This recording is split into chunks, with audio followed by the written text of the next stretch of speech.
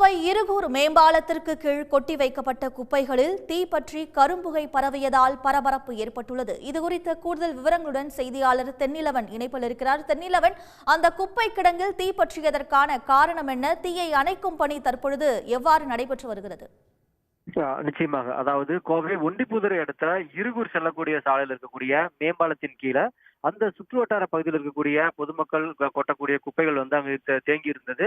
இங்க ஏற்கனவே பாத்தீங்கன்னா இங்க குப்பைகள் கொட்டக்கூடாது என அறிவுறுத்தப்பட்ட நிலையில அங்க அதையும் மீறி குப்பைகள் கொட்டப்பட்டிருந்தது. இந்த குப்பையில இன்று காலை திடீரென தீ விபத்து ஏற்பட்டது.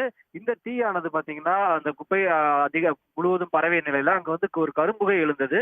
குறிப்பாக இது மேம்பாலத்தின் அடியே இந்த தீ விபத்து ஏற்பட்ட நிலையில மேம்பாலத்திற்கு மேலும் அதிக அளவு கரும்புகை வந்த காரணத்தினால வாகன ஓட்டிகள் கடுமையான ஒரு இன்னலுக்கு ஆளானாங்க.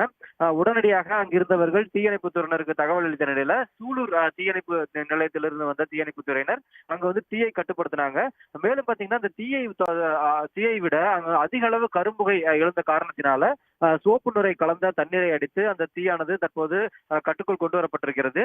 இருப்பினும் தற்போது வரை அந்த லேசான புகை வரக்கூடிய காரணத்தினால தொடர்ந்து தீயணைப்பு துறையினர் அங்க கண்காணித்துட்டு வராங்க. உடனுக்குடன் செய்திகளை தெரிந்து கொள்ள சன் நியூஸ் பெல் ஐகானை கிளிக் பண்ணுங்க.